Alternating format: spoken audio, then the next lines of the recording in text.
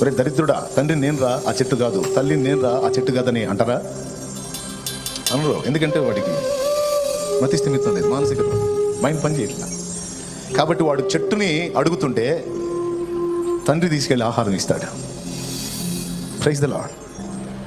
వాడు అన్ని చెట్టుని అడుగుతుంటాడు, కానీ ఎవరు తీసుకెళ్ళి ఇస్తుంటారని? ఎందుకు?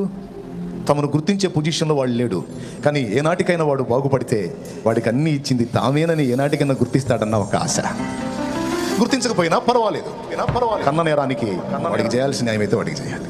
అందుకే మనం ఇంకా చీకట్లో, పాపంలో, అంధకారంలో, శాపంలో ఉండి ఆయనను ఇంకా ద్వేషించుచుండగానే మనల్ని ఒక క్షణమైనా మరిచిపోకుండా నిరంతరం కాచి మనకంత అన్నం పెట్టి, వస్త్రం ఇచ్చి, బ్రతుకనిచ్చి మనల్ని నడిపించిన వాడు యేసయ్యే. ఈరోజు నువ్వు ఆయన నమ్ముకున్నావని ప్రేమించడం కాదు, నువ్వు ఆయనను విశ్వసించక మునిపే ఆయన నిన్ను ప్రేమించాడు. నీవు నేను మనం ఇంకా పాపులమై ఉండగానే క్రీస్తు యేసు మన పాపముల కొరకు చనిపోయెను, తిరిగి లేచెను. ఇది రా తల్లి సత్యం.